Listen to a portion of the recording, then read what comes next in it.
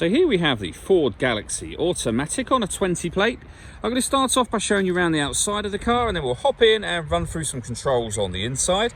But from the outside you can see it's a 5-door car with alloy wheels and tinted windows. Let's start off inside the boot and then work our way around the rest of the car from there. As we approach the boot, you can see we have reversing sensors. Currently all 7 seats are in place. So this is the amount of boot space you have as a 7-seater. It's very easy to fold the seats down. It's all done via these buttons. So the 2 furthest seats back, the ones closest to us, can be folded by pressing those 2 buttons. And now you'll see what it's like as a 5-seater. You can also then fold the middle seats down in exactly the same fashion. And as you can see, you'll get loads of space when you do that. Okay, so we're just going to work our way back round to the front of the car, and then we'll hop in and run through some controls on the inside. But now that we've done a full circle of it, you can see it's in excellent condition the whole way round. Just briefly before we climb in, I think it's well worth seeing the interior from this exterior point of view. There's plenty to run through on the dashboard, so let's hop in and we'll do that now. Okay, now that we're inside the car, we're going to start with the dials. On the left-hand side, we have the rev counter, and on the right-hand side, the speedometer, and the fuel gauge over on that right-hand side as well. In the middle, you can see the total miles for the car, which are 9,291. Below that, it'll show you what gear the car is currently in. And above that, we have a digital readout for the speedometer. You can change the information that's displayed there. So you can either have your entertainment menu, your navigation, your phone, or the speedometer, which is where we started a moment ago. And also on the left, where the rev counter is, you can have various bits of information displayed there as well, should you wish to. If we're back out to the steering wheel, the buttons I was using just a moment ago are here for that left-hand screen and here for the middle one.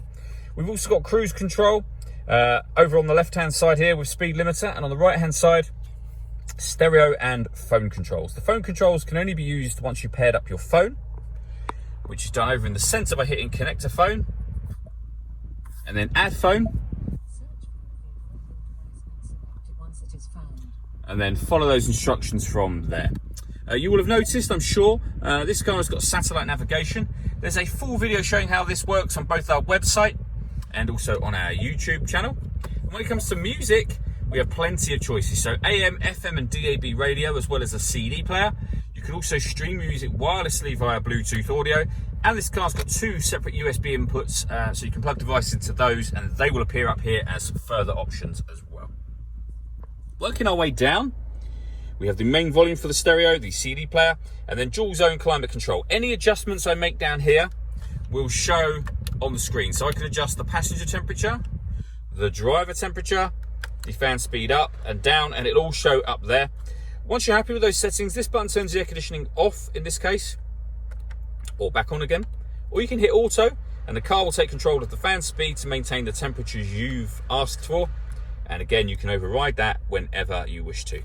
We have a proper heated front screen, as well as the heated rear screen.